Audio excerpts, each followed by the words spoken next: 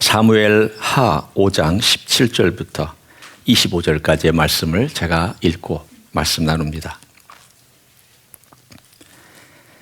이스라엘이 다윗에게 기름을 부어 이스라엘 왕으로 삼았다 함을 블레셋 사람들이 듣고 블레셋 사람들이 다윗을 찾으러 다 올라오매 다윗이 듣고 요새로 나가니라. 블레셋 사람들이 이미 이르러 르바임 골짜기에 가득한지라. 다윗이 여호와께 여쭈어 이르되 내가 블레셋 사람에게로 올라가리이까 여호와께서 그들을 내 손에 넘기시겠나이까 하니 여호와께서 다윗에게 말씀하시되 올라가라. 내가 반드시 블레셋 사람을 네 손에 넘기리라 하신지라. 다윗이 바알브라심에 이르러 거기서 그들을 치고 다윗이 말하되 여호와께서 물을 흩음같이 내 앞에서 내 대적을 흩으셨다 하므로 그곳 이름을 바알브라심이라 부르니라. 거기서 블레셋 사람들이 그들의 우상을 버렸으므로 다윗과 그의 부하들이 치우니라. 블레셋 사람들이 다시 올라와서 르바임 골짜기에 가득한지라. 다윗이 여호와께 여쭈니 이르시되 올라가지 말고 그들 뒤로 돌아서 뽕나무 숲을 맞은편에서 그들을 기습하되 뽕나무 꼭대기에서 걸음 걷는 소리가 들리거든 곧 공격하라. 그때 여호와가 너보다 앞서 나아가서 블레셋 군대를 치리라 하신지라. 이에 다윗이 여호와의 명령대로 행하여 블레셋 사람을 쳐서 게바에서 게셀까지 이르니라. 아멘. 2022년이라고 하는 새로운 여행의 길이 우리에게 열렸습니다. 이미 출발했고 또 출발하는 중이기도 합니다. 여행길에는 예측하지 못할 일이 생깁니다. 어떨 때는 안 좋은 일도 생기고 힘드는 어려운 일들, 환난 이런 것들이 우리 앞에 펼쳐지기도 합니다. 그때마다 우리는 그 자리에 서서 어떻게 해야 될까 고민도 합니다. 하지만 여행길에 그런 것만 있는 건 아닙니다. 하나님께서 기쁜 일, 또 즐겁고 누릴 만한 일, 회복시키는 일, 아름다운 사람들하고 교제하는 일, 이런 것들도 하나님께서 곳곳에 뿌려놓으셨습니다. 여행 가다가 예기치 아니하는 기쁨을 발견하기도 하고 여행 가다가 서프라이즈 같은 그러한 놀라운 일들도 우리는 발견하기도 합니다. 전혀 예측하지 못하지만 우리는 이런 것들이 있기 때문에 인생을 그렇게 지루하지 않게 걸어갈 수 있습니다. 그런데 그 인생을 걸어가다 보면 그 기쁨도 그렇게 오래 가지 않는다는 걸 압니다. 잠시 있다가 또 사라집니다. 그 고난이 오면 갑자기 스탑해서 그 자리에서 생각도 하고 어떻게 살지 고민도 합니다. 우리가 그러다가 저녁 되면 모텔이나 또는 여유가 있으면 호텔이나 요즘 같으면 에어비앤비 같은 데서 들어가서 하룻밤을 잡니다. 피곤한 몸 샤워하고 침대에 눕고 그리고 릴렉스 하면서 하루를 자고 나면 다시 몸이 회복됩니다. 그러나서 그 에어비앤비나 호텔이나 모텔에 계속해서 머무는 사람은 없습니다. 특별한 사정 외에는 하룻밤, 이틀밤 자고 나면 떠납니다. 아무리 호텔이 좋아도 아무리 시설이 화려해도 거기서 오래 머물지 않습니다. 왜냐하면 거기는 우리 집이 아니기 때문입니다. 우리 집은 아직 도달하지 않았습니다. 우리 집은 여전히 멀리 혹은 가까이 언젠가는 오겠지만 있습니다. 거기에는 영원한 기쁨이 있고 찰나적인 기쁨이 아니라 영원한 기쁨이 있고 거기는 든든한 반석 같은 견고함이 있습니다. 이 땅은 결코 견고하지 않습니다. 이런 마음을 가지고 길을 떠나서 이제 내가 새로운 길을 걸어가야지. 2022년은 새로운 결단들을 하면서 내가 살아가야지 라고 내 마음에 작정하고 기도하면 어떤 일이 생깁니까? 분명히 여러분의 길을 방해하는 세력이 등장합니다. 제가 분명히 말씀드릴 수 있는 것 중에 하나가 여러분의 결심을 허물어뜨리거나 여러분이 새롭게 하고자 원하는 마음을 방해하거나, 내가 정말 주님을 위해서 올 한 해는 이렇게 좀 살아봐야 되겠다라고 몇 가지 이렇게 적어본 다음에 그걸 꼭 지켜야지라고 하는 것은 꼭 지키지 못하게 만드는 일들이 생깁니다. 왜요? 어둠의 세력과 방해하는 세력은 결코 내가 성장하는 것을 좋아하지 않기 때문입니다. 오늘 다윗의 이야기가 그렇습니다. 다윗이 헤브론의 왕이 되는 기간은 7년 반이었습니다. 유다 지파 한 지파만 그를 지지해서 저 남쪽 헤브론에서 수도를 삼고 7년 반이라는 기간 동안 조그만 부족 왕으로서, 한 지파의 왕으로서 머물고 있었습니다. 그때 블레셋 사람들이 그를 건드리지 않았습니다. 다윗? 저기 헤브론에 조그만하게 자기 유다 지파 하나만 가지고 왕이 되었다라는 것 왕도 아니야. 걔는 우리가 언제든지 처리할 수 있는 그런 정도야. 괜찮아. 놔둬. 그러나 우리에게 있다가 우리의 도움도 받았잖아. 블레셋에 와서 그가 일종의 망명객으로서 산 때도 있었잖아. 그러니 별 볼 일 없는 저 친구 놔둬도 괜찮아. 헤브론에서 그가 왕이 된 7년 반 동안에 블레셋 사람들은 다윗을 건드리지 않았습니다. 그런데 갑자기 이스라엘이 통일이 되고 이스라엘 12지파가 모여서 다윗을 왕으로 삼았습니다. 삼고 나서 얼마 안 돼서 다윗이 예루살렘을 딱 정복하고 거기를 수도로 정했습니다. 그러자 블레셋 사람들이 갑자기 깜짝 놀랐습니다. 이건 뭔가 다르다. 다윗이 이 전체를 통일하고 그 세력이 거기 크기 전에, 우리에게 위협이 되기 전에 싹을 잘라버리자. 그래서 블레셋의 모든 군대를 다 모아서 르바임 골짜기, 예루살렘에서 한 남서쪽으로 3마일 정도 떨어진, 아주 가깝게 떨어진 골짜기에 자기들의 모든 군대와 모든 에너지를 집결해서 거기다가 모아놓았습니다. 다윗을 죽이자. 그리고 더 이상 성장하지 못하게 만들자. 새롭게 나라를 세우고 새롭게 수도를 정하고 새로운 길을 걸어가고 새로운 그러한 결심을 한 다윗을 방해하기 위해서 그 당시에 강대국인 블레셋이, 그 당시에 약소국인 다윗의 나라를 점령하고 정복하기 위해서 싸움을 걸어왔습니다. 그때 다윗이 오늘 본문에 있는 것처럼 요새로 들어가서 기도를 합니다. 하나님, 어떻게 하리까? 하나님, 저들이 전쟁을 걸어왔습니다. 이 전쟁은 거대한 전쟁입니다.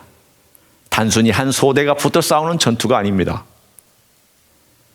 100명, 200명이 붙어 싸우는 그러한 소규모 전투가 아니라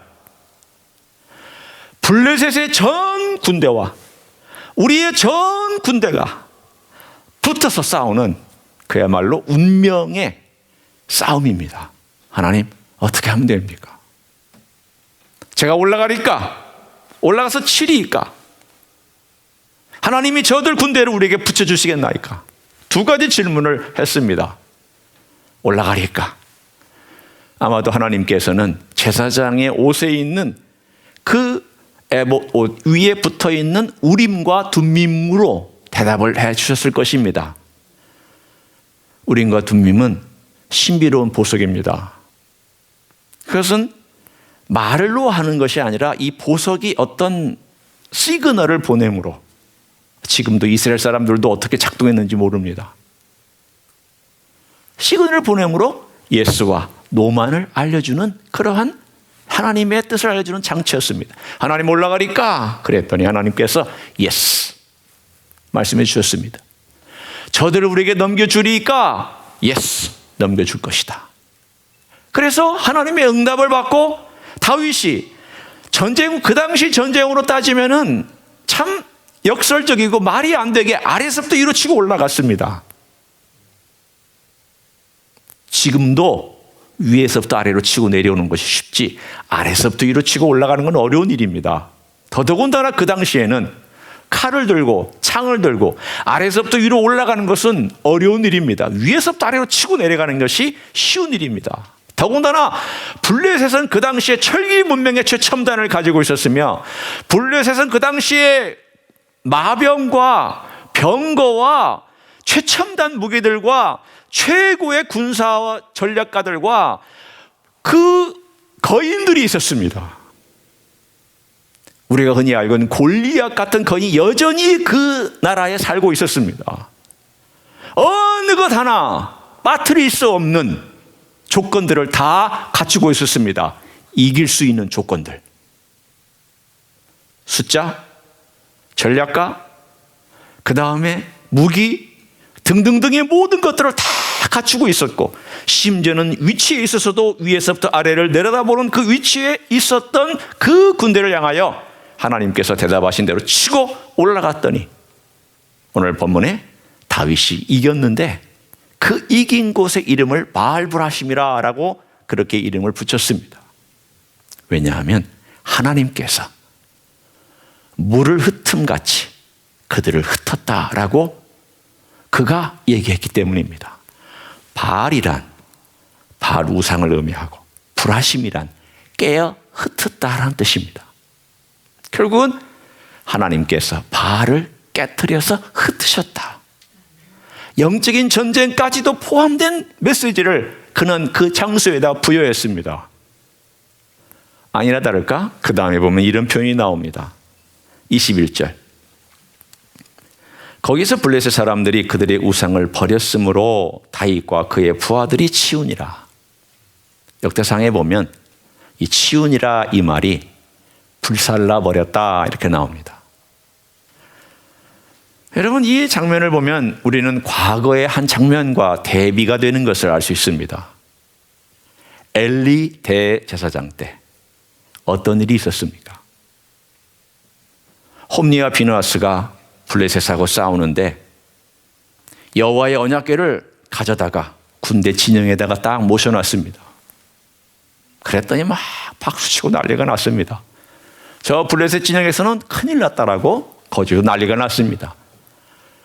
그러면 당연히 이스라엘이 이겨야 되는데 반대가 됐습니다. 하나님께서 같이 하시지 않았기 때문에 결국은 사울이 죽고 그의 아들들 둘 죽고 홈니와 비느하스가 죽고 그의 군대의 모든 사람들이 죽었습니다. 그러자 그 홈니와 비느하스가 죽으면서 제사장이 가져왔던 그 언약궤를 놓고 도망갔습니다. 그랬더니 블레셋 사람들이 그 언약궤를 가지고 자기들의 도시로 갔습니다. 물론 나중에 돌아왔지만 오늘의 사건은 그거와 반대되는 사건을 얘기합니다. 어떤 사건입니까? 오늘 여기서 블레셋 사람들이 그들의 우상을 버렸습니다. 몇십 년 전에 이스라엘 사람들이 하나님의 언약궤를 버리고 도망갔던 그 사건하고 반대가 되는 사건이 등장하는데 블레셋 사람들이 그들의 우상을 버리고 도망갔습니다. 그랬더니 다윗과 그의 부하들이 모든 우상들을 모아다가 불태워서 재를 만들어버리는 놀라운 사건이 오늘 첫 번째 전쟁에서 등장합니다. 얼마나 달라졌습니까? 그 시대에 그리고 이 시대 한 사람으로 말미암아서 그 모든 상황이 역전되고 반전되고 뒤집어진 것을 오늘 간단한 이 한마디 속에서 정확하게 전달해 줍니다. 이런 걸 우리는 이렇게 얘기를 합니다. 다윗이 다윗했다. 요즘 쓰는 표현 중에 예를 들면 유재석 씨가 엔터테이너 대상을 받으면 사람들이 그렇게 얘기를 합니다. 유재석이 유재석했다. 그런 말을 써요. 이건 다윗이 다윗한 것입니다. 그런데 전쟁은 거기서 멈추지 않았습니다. 블레셋 사람들이 거기서 패퇴해서 물러간 다음에 화가 났습니다. 아니 우리가 왜 이들에게 지느냐? 이들은 후진국이고 이들은 오합지졸이고 이들은 우리들과 싸워서 이길 만한 조건을 하나도 가지고 있지 않은데 우리가 졌다. 우리가 뭐가 부족하냐? 사람이 부족하냐? 무기가 부족하냐? 전략이 부족하냐? 뭐가 부족해서 졌느냐? 화가 났습니다. 우리가 과거에 홈니와 비느하스 죽이지 않았느냐? 그리고 그 다음 우리가 또한 사울왕과 싸웠을 때에 그 아들들과 사울왕을 죽이지 않았느냐? 우리가 그들에게 점령지가 있어서 우리의 식민지로 삼은 영역들이 이스라엘 군데 있지 아니하냐? 우리가 뭐가 부족해서 졌느냐? 화가 나서 다시금 똑같은 르바임 골짜기에 그들이 모였습니다. 다윗이 똑같은 패턴으로 하나님께 나아갑니다. 하나님, 어떻게 하면 되겠습니까? 제가 치러 올라가겠습니까? 어떻게 올라가면 되겠습니까? 그랬더니 하나님께서 응답해 주셨습니다. 이번에는 우림과 둠밈으로 말씀하신 것이 아니라 아마도 직접 선지자나 제사장을 통하여서 말씀을 주셨습니다. 치지 말고 돌아가라. 돌아가면 그 뒤에 뽕나무 숲이 있을 것이다. 그럼 그 뽕나무 숲에서 오늘 요 뒤에 있는 것처럼 뽕나무 꼭대기에서 걸음 걷는 소리가 들리거든.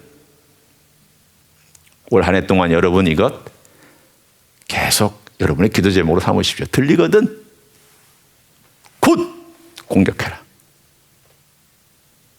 그래서 다윗은 이 음성을 듣고 이 말씀에 순종해서 뽕나무 위에서 걸음 걷는 소리가 들리는 순간 공격해서 그들을 쳐서 부셨습니다.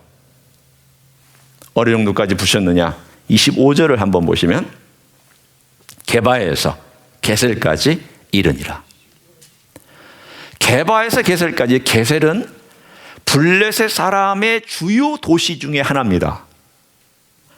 그 말은 블레셋 사람들을 완전히 쳐서 그들의 도시까지 밀어냈다는 뜻입니다. 과거에는 어땠는데요? 그들이 예루살렘 근처까지 마음대로 쳐들어와서 그들의 땅을 가지고 있었습니다. 다른 말로 하면 이거 내놔 해도 말을 못했습니다. 이거 우리 거야 라고 해도 한 거를 못했습니다. 왜? 힘이 세니까. 칼과 창과 군대를 가지고 있으니까. 그런데 이제는 완전히 밀어붙여서 다시는 이스라엘 국경으로 쳐들어오지 못하게끔 다윗이 큰 승리를 거두었다라고 하는 것이 오늘의 이야기의 줄거리입니다.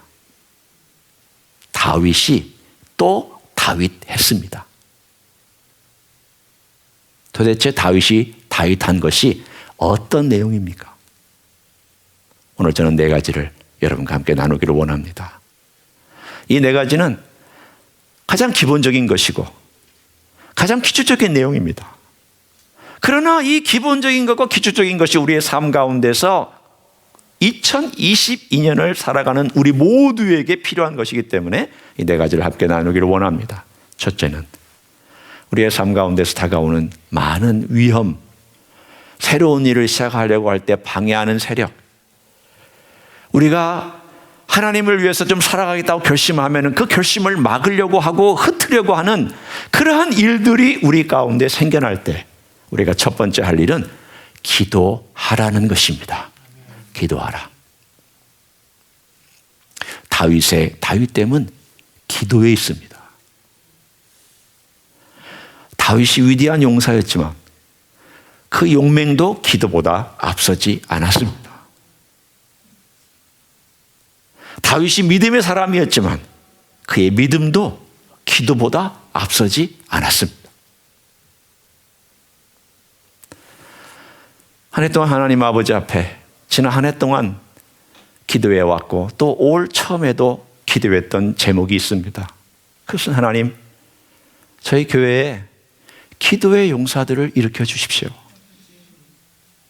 우리에게 기도의 영을 허락하여 주십시오. 주님, 우리가 기도의 영이 필요합니다. 여러분, 기도도 내 마음대로 안 될 때가 많습니다. 하나님께서 기도의 영을 허락해 주셔야 될 때가 많습니다. 아니, 그렇게 되어야 합니다. 기도 없이 이런 일이 일어날 수 없기 때문에 다윗이 다윗에게 만드는 것은 그가 기도의 사람이었고 기도의 용사였기 때문에 그 기도 때문에 그는 다윗 때문에 길을 걸어갔고 다윗의 승리를 거둘 수 있는 비밀은 첫 번째 발걸음이 기도였기 때문입니다. 자기 지혜와 자기의 능력과 자기의 재능 의지하지 않았습니다. 어려움이 생기는 순간 기도했습니다. 하나님께 물었습니다. 하나님 어떻게 하면 되냐고 하나님께 가까이 가서 말씀을 드렸습니다. 올 한 해 동안 하나님께서 우리에게 기도의 영을 불어넣어 주셔서 군데군데에서 기도하는 놀라운 불이 활활 타오르기를 원합니다. 그것을 위해서 여러분 기도해 주시고 그것을 위해서 스스로를 위해서 기도하고 교회를 위해서도 기도하고 그리고 우리가 우리 하나님께서 일하시는 그 현장을 같이 목격할 수 있기를 원합니다. 두 번째는 기다리는 겁니다. 다윗은 기도하고 하나님의 음성을 기다렸습니다. 우리가 제일 하지 못하는 것이 기다리는 일입니다. 특별히 대한민국 성도들은 기도는 잘하는데 기다리는 건 잘 못합니다. 많이 기다리셔야 됩니다. 우리가 31일 날 말씀 카드를 하나씩 나눴잖아요. 저희 집에도 작년에 31일 날 저희 가정에 주신 말씀 카드를 냉장고에 이렇게 붙여놓습니다. 그 말씀은 로마서 8장 18절입니다. 하나님을 사랑하는 자, 곧 그 뜻대로 부르심을 입은 자들에게는 모든 것이 합력하여 선을 이루느니라. 그래서 냉장고 앞을 지나갈 때 가끔 그 앞에 서서 그 성구를 이렇게 들여다봅니다. 그리고 하나님께 간단하게 기도의 화살을 쏘아 올립니다. 하나님, 모든 것이 합력하여 선을 이루어 주십시오. 지난 한 해 동안 하나님께서 크고 작은 일들과 어렵고 큰 일들을 통해서 저 가정 안에, 교회 안에 합력하여 선을 이루어 주셨습니다. 개인적인 것들이라 여러분에게 다 나눌 수는 없지만 그러나 이 한마디 말씀이 내 삶 가운데서 지난 1년 동안 어떻게 역사했느냐, 이 말씀이 나를 어떻게 붙들었느냐, 참 주의 말씀을 가지고 살고자 원하는 그러한 마음을 하나님께서 주셨고 응답해 주셨습니다. 여러분이 가져간 그 말씀을 어딘가에 붙여놓고 하나님께서 뭘 이루시겠습니까? 제가 뭘 기다려야 됩니까? 하나님이 뭐라고 말씀하시기를 그리고 제가 기다리고 있겠습니다. 제 기다리는 가운데 이 말씀을 생각하고 또 생각하겠습니다. 적어도 한마디 말씀이라도 계속 집중해서 들으려고 기다리면 주께서 언젠가 들려주실 때가 올 줄로 믿습니다. 다윗은 들으려고 했고 들으려고 기다렸고 들을 수 있었습니다. 세 번째, 하나님께서 들려주실 때가 있기 때문에 그 들려주실 때를 준비하면서 걸어가기를 원합니다. 뽕나무 꼭대기에서 걸음 걷는 소리가 들리거든. 여러분 꼭 뽕나무겠습니까?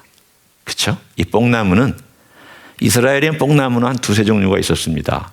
시카모어 트리도 뽕나무라고 그랬고 또 발삼, 우리가 향기 있는 그 발삼도 그 뽕나무라고 그랬습니다. 비슷한 열매들을 맺기 때문에 다 뽕나무라고 불렀습니다.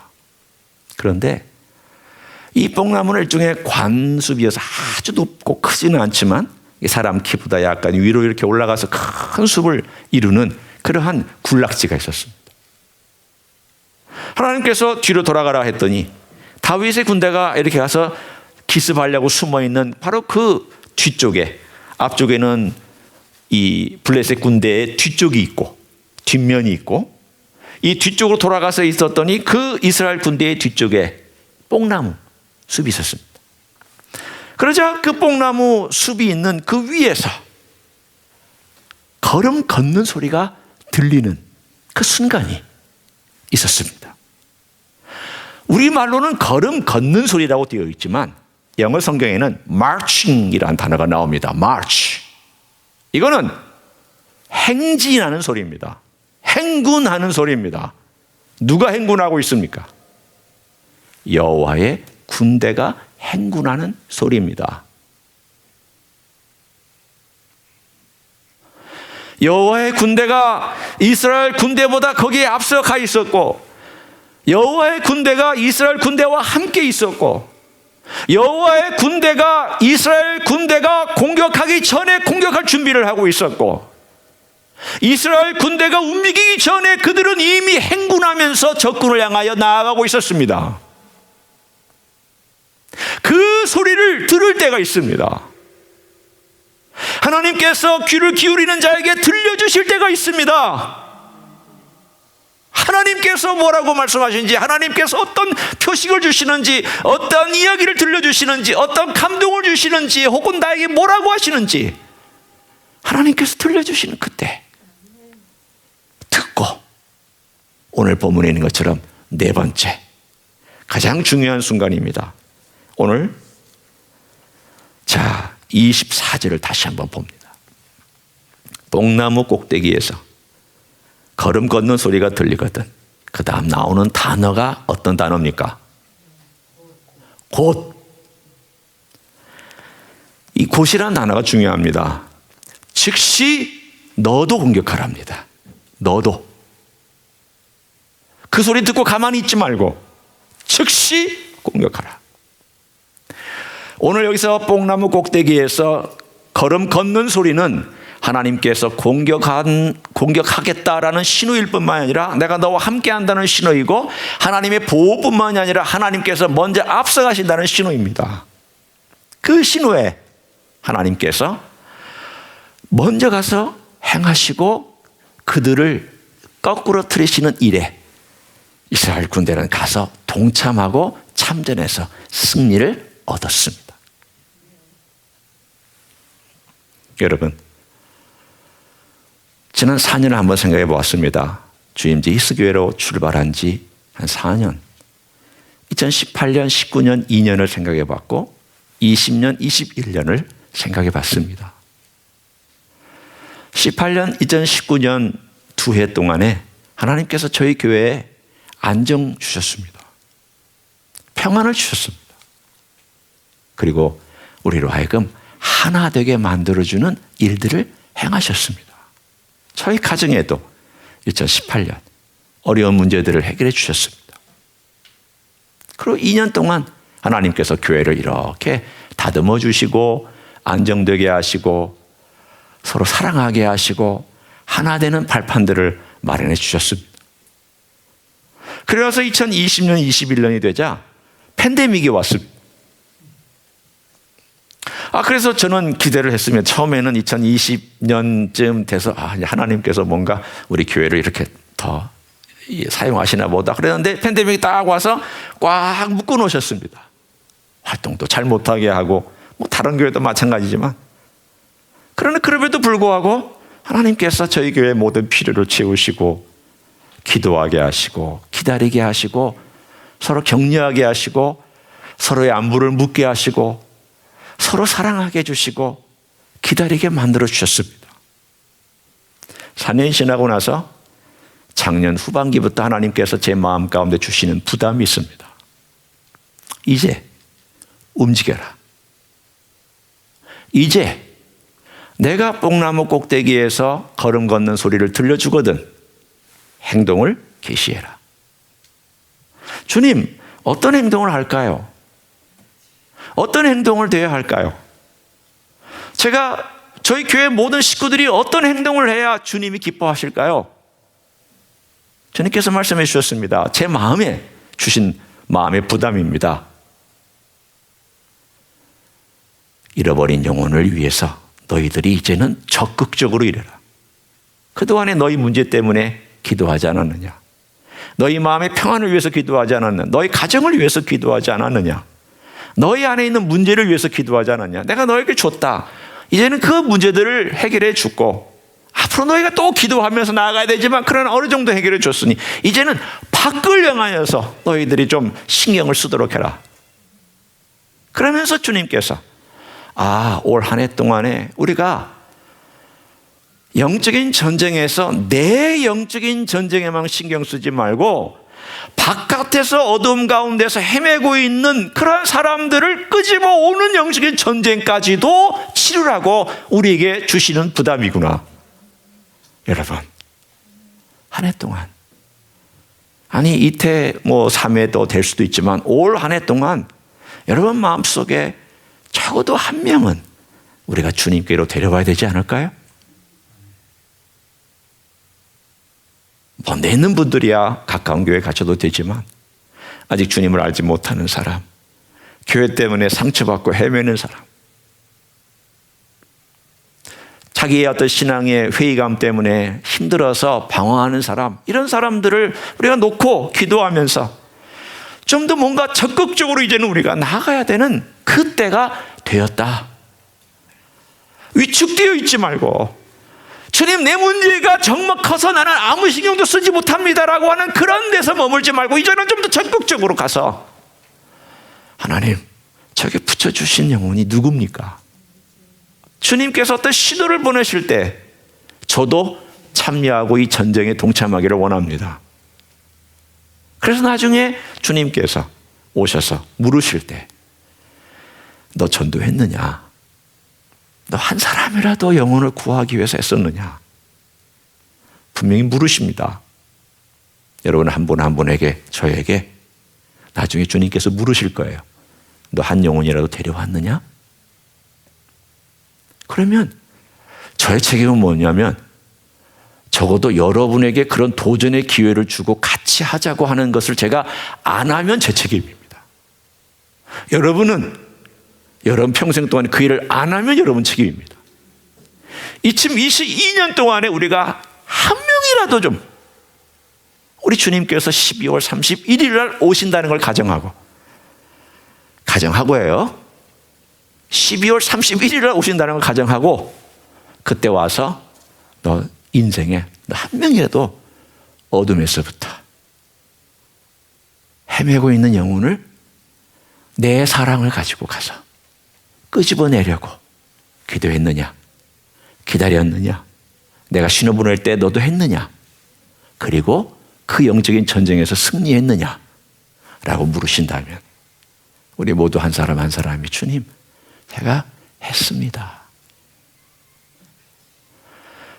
꼭 우리 교회로 데려오지 않아도 여러분 휘어져 추수하게 되었는데 주님께서 2000년 전에 말씀하신 내용을 생각해 보십시오. 주님께서 이렇게 말씀하셨습니다. 휘어져 추수하게 된 곡식들을 바라봐라. 이미 일꾼들이 싹도 받고 추수를 하기 시작했다. 그런데 추수할 일꾼이 너무 적구나. 추수할 일꾼을 달라고 해라. 그게 우리의 앞부분이고, 추수할 일꾼들이 있으면 이제 추수하는 것이 일꾼들의 몫입니다. 기도하는 것과 기다리는 것과 주님의 사인을 받고 나아가서 영적인 전투에서 참여하여 우리가 올 한 해 동안에 열매를 거두어야 우리 주님이 기뻐하실 것입니다. 영혼 구하는 일을 봉사로 대체하지 마시기를 원합니다. 주님, 저는 교회에서 봉사 많이 하니까 바깥에서 사람 영혼에 대해서 별로 신경 안 쓸게요. 그거 아닙니다. 저에게도 주님께서 그런 도전을 주셨습니다. 너는 한 영혼을 위해서 기도하고 있느냐? 한 영혼을 데려오기 위해서 애쓰고 있느냐? 넌 그것을 위해서 올해 초에 누구에게 가겠느냐? 너는 그것을 위해서 어떤 노력을 하겠느냐? 너는 올 말에 우리가 함께 이 일을 위해서 하나님의 음성과 사인을 듣고 어떻게 움직이겠느냐? 저는 우리 전체가 해야 될 일에 대해서 이런 말씀을 나눴습니다. 그러나 각 개인이 하나님께서 뽕나무 꼭대기에서 걸음 걷는 소리가 들릴 때 여러분이 행동을 취하고 여러분이 움직여야 될 영역에서 분명히 순종하고 움직임으로 아름다운 결실을 맺는 한 해가 되기를 소원합니다. 그런 놀라운 역사가 있기를 예수님의 이름으로 간절히 축원합니다. 기도하겠습니다.